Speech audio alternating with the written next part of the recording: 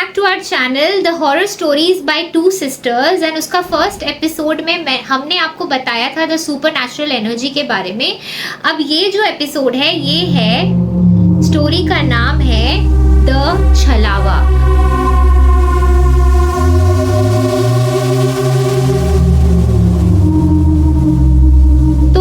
छलावा क्या है, कैसा है, क्यों है, ये सारी चीजें हम डिस्कस करेंगे। बट उससे पहले हम स्टोरी में चलते हैं। तो इसके लिए आपको अपना ईयरफोन्स को कान में लगाना होगा अगर आप चाहते हैं कि आप पूरी स्टोरी को अच्छे से एंजॉय कर पाएं। और लाइट्स को जरूर ऑफ करिएगा, मत भूलिएगा लाइट ऑफ करना। और स्टोरी का डिस्क्लेमर आपको प्रांजल देंगी। आपको कहीं भी जाने से पहले कभी भी अपना जाने का टाइम नहीं बताना चाहिए कहीं बाहर पे, क्योंकि आपको नहीं पता है कि कौन सा नेगेटिव एनर्जी आपकी बात सुन रहा है। तो ये जो कह रही है, ये क्यों कह रही है, ये हम इस स्टोरी में आगे जानेंगे। तो ये स्टोरी शुरू होती है कुछ ऐसे कि ये भी अगेन एक गांव का स्टोरी है। और ये स्टोरी और किसी का नहीं, हमारी खुद की नानी का। यस।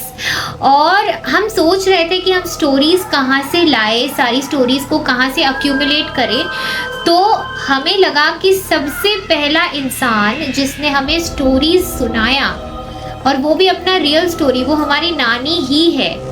तो इसलिए उनकी स्टोरी ही सबसे पहले हम लेके आते हैं। और ये बिल्कुल रियल स्टोरी है। तो ये स्टोरी है 1950 या 1960 की, जब हमारी नानी बहुत यंग थी, राइट। और ये स्टोरी उनकी फ्रेंड का है। उनका नाम हम लोग नहीं बता सकते, रिवील नहीं कर सकते due to some confidentiality issues, लेकिन हम उनका नाम खुद से रखेंगे। तो प्रांजल बताएगी उनका नाम क्या होगा। तो उनका नाम हम लोग सीमा रखते हैं। ओके, तो सीमा नानी, वो भी हमारी नानी की फ्रेंड है, तो वो भी हमारी नानी ही हुई, तो इसलिए सीमा नानी। तो ये स्टोरी शुरू होता है दो दोस्तों से। दो दोस्त जो अपनी प्लानिंग कर रहे हैं बेसिकली एक पूजा के लिए जो उड़ीसा में होता है। तो स्टोरी उड़ीसा का भी है क्योंकि हम लोग बेसिकली उड़ीसा से है, मेरी नानी उड़ीसा से है, मेरी मम्मी सब लोग उड़ीसा से हैं। तो ये स्टोरी शुरू हो रहा है जहाँ पे दो दोस्त डिस्कस कर रहे हैं कि वो सुबह फूल लाने जाएंगे, क्योंकि पूजा है जिसको हम बोलते हैं कुंवारी पूजा या फिर कुंवारा पुन्नेई, जो उड़ीसा में बोला जाता है। उसमें सुबह सुबह सब लोग क्या करते हैं, फूल लेने जाते हैं। तो ये लोग ना बहुत जल्दी जाने का कोशिश इसलिए करते हैं क्योंकि फिर अगर कोई और पहले चला गया, कोई और लड़की गांव की चली गई, तो वो सारा फूल ले आएगी। और वहां से ना लोटस उनको लाना होता है, वो जो लोटस कीचड़ में उगता है ना, कीचड़ में रहता है, तो वहां पर से लोटस उनको लाना पड़ता है। अब आगे का स्टोरी बहुत ज्यादा डरावना होने वाला है गाइस, तो अपना लाइट्स ऑफ करना मत भूलिएगा। तो आगे का स्टोरी प्रांजल बताएगी। अब क्या होता है कि ये लोग ना दोनों पेड़ के सामने खड़े होके बात कर रहे होते हैं कि हम लोग कल सुबह 3 बजे जल्दी जल्दी चले जाएंगे और फूल निकाल के ले आएंगे। अब हम ये लोग क्या करता है, ये सब जो है ये लोग का एक ही गलती होता है कि बाहर पे अपना सारा जो डिस्कशन है वो कर देते। अब उन लोगों को उतना वो लोग बहुत छोटे थे, उतना नॉलेज नहीं था कि कौन सा नेगेटिव एनर्जी उनका बात सुन रहे। तो अब ये लोग क्या करता है कि ऐसे बोल देता है। अब ये लोग सब दोनों अपने घर चले जाते हैं। अब जो है हमारी सीमा नानी वो अपने घर पर सो रही होती है। तो क्या होता है कि वो जो उनकी जो हमारी जो अपनी नानी है वो 3 बजे से पहले ही आ जाती है।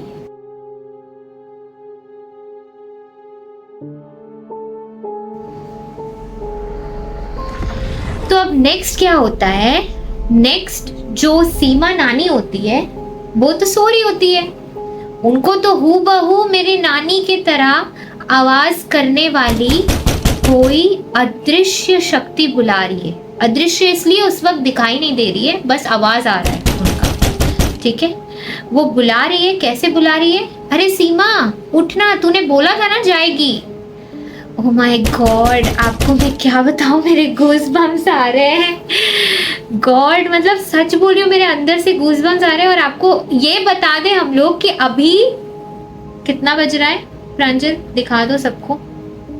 12:19 बज रहा है। अगर आप देख पा रहे हैं तो 12:19 हो रहा है। तो हम इस टाइम पे ये कहानी बोल रहे हैं क्योंकि हमें भी एक्सपीरियंस करना था इस चीज़ को इस टाइम पे, इसलिए हमने इस टाइम को चुना है बोलने के लिए। तो बिल्कुल वो ऐसे ही नानी की आवाज़ में उनको बुला रही है कि अरे सीमा उठना, जाएगी नहीं क्या? जाना नहीं है क्या? फूल नहीं लाना है क्या?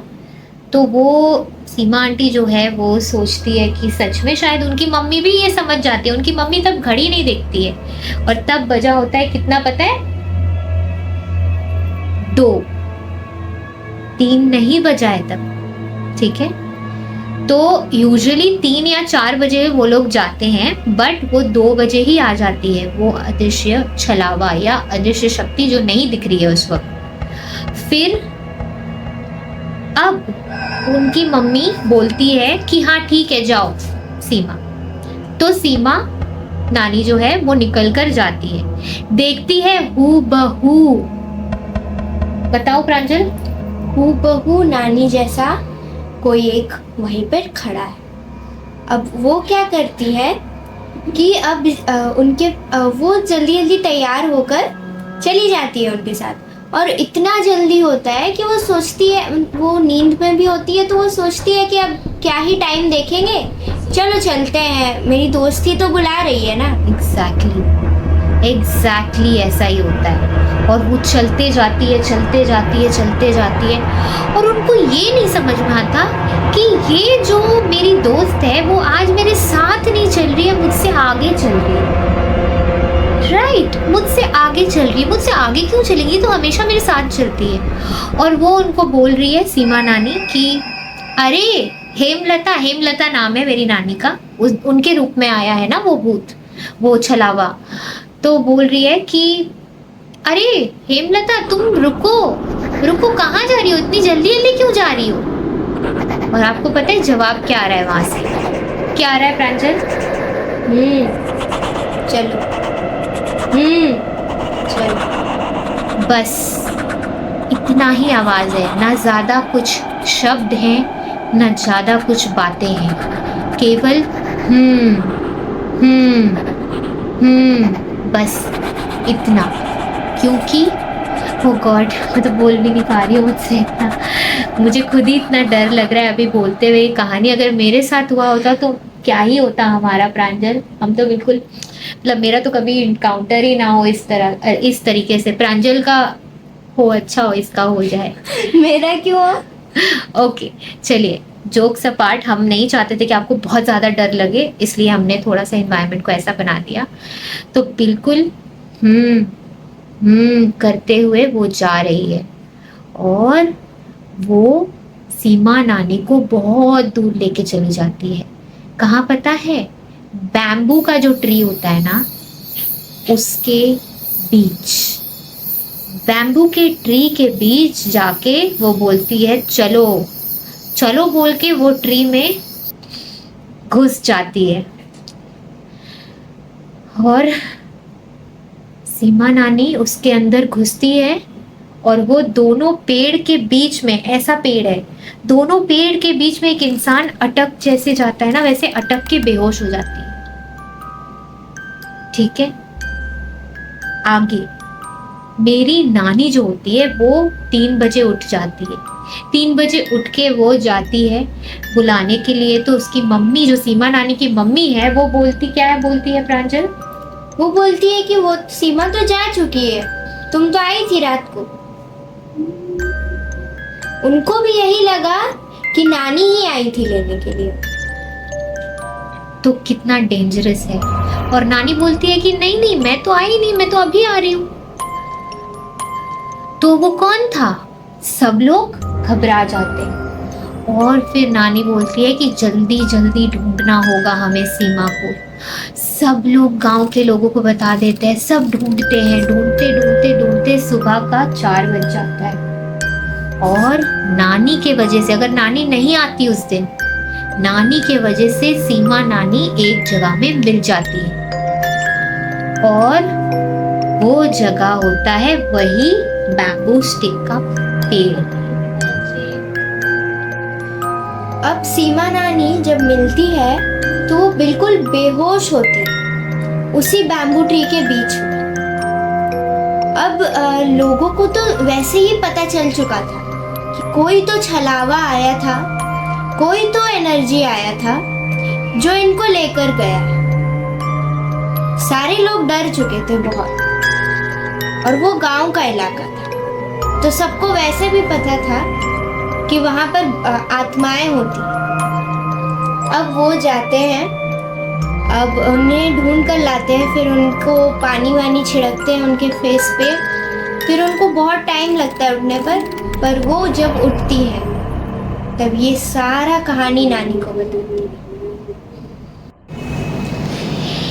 इसलिए मैं हमेशा कहती हूँ कि कुछ कुछ चीज़ें पैरानॉर्मल होती हैं। मैं एक साइकोलॉजिस्ट हूँ, जैसे कि आप सब जानते हैं, तो मैं मेंटल हेल्थ विद प्रियंका मेरा चैनल है और मैं साइकोलॉजी को भूत प्रेत से अलग करने का जितना कोशिश हो वो करती हूँ, क्योंकि बहुत सारी चीज़ें बहुत ज़्यादा अननेचुरल होती हैं। बहुत सारी चीज़ें रियलिटी में एक मेंटल डिसऑर्डर हो सकता है, बट बहुत सारी चीज़ें अननेचुरल होती है और मैं इस बात को बिलीव करती हूँ क्योंकि मैं पैरासाइकोलॉजी में बिलीव करती हूँ, जिसको साइकोलॉजी से अलग कर दिया गया है, बट वो एग्जिस्ट करता है। इसलिए अब आप डिसाइड कीजिए कि आपको इस स्टोरी को किस तरह से लेना है, क्या सोचना है। एक अदर एंड ऑफ स्टोरी ये हो सकता है कि वो बहुत ज़्यादा एक्साइटेड थी जाने के लिए, इसलिए वो उस तरीके से हैलुसिनेट होके चली गई, बट ये स्टोरी बहुत ज़्यादा रियल है क्योंकि बहुत लोग के साथ ऐसा हुआ है। और उस एज में I don't think so hallucination इतना ज़्यादा आइडेंटिफाइड था, तो हो सकता है कि वो तब आइडेंटिफाई नहीं हुआ होगा, लेकिन फिर भी अननेचुरल चीज़ें होती हैं, वरना वो वहाँ पे अटक कैसे गई, वरना वो रात को ही क्यों गई। और भी बहुत सारी चीज़ें हैं जो क्वेश्चनेबल हैं इस स्टोरी में। तो मैं वापस कहती हूँ कि कुछ चीज़ें होती हैं पर दिखती नहीं, और कुछ चीज़ें दिखती हैं पर होती नहीं। तो आप डिसाइड कीजिए क्या आपको सोचना है। लेकिन मैंने जो कहा था लास्ट में, मैं छलावा का एक आपको बताऊंगी कि कैसे आपको पहचानना है कि ये छलावा है। तो छलावा से जब भी आप बात कीजिएगा, अगर वो कोई अंधेरे रास्ते में खड़ा है, कोई आपका फैमिली मेम्बर, आपको लग रहा है कि अरे अभी तो मैं घर पे देख के आई थी, अभी यहाँ कैसे आ गई, शायद होगा, तो जब भी आप छलावा के पास जाएं अंधेरे में या कोई रास्ते में या कहीं पे, प्रांजल तुमको भी बता रही हूँ मैं, अगर आप जाओ हमेशा छलावा के आँखों में आँखें दे के देखिए। वो कभी भी आँखों में आँखें नहीं मिलाएगा, क्योंकि वो छलावा है, वो सच नहीं है, वो रियलिटी नहीं है, इसीलिए वो आँखों में आँखें नहीं मिलाता। तो ये है आज की स्टोरी। मैं आपको वापस थैंक यू एक बार बोलना चाहूँगी, हमारी पिछली स्टोरी को इतना सारा आपने प्यार दिया और व्यूज़ दिए। अब हमें बस यही टारगेट है हमारा कि 100 लाइक्स हमें चाहिए, बस 100 लाइक्स इस वीडियो में, तो हम नेक्स्ट स्टोरी को प्रेजेंट करेंगे। और आप अपनी स्टोरीज़ हमें मेल कर सकते हैं, हमारा मेल आईडी डिस्क्रिप्शन में प्रोवाइडेड है, तो आप अपनी स्टोरी मेल कीजिए और हम आपकी स्टोरी यहाँ पर बोलेंगे जो स्टोरीज़ आपके साथ हुए हैं। ठीक है प्रांजल, कुछ और बोलना चाहती हो?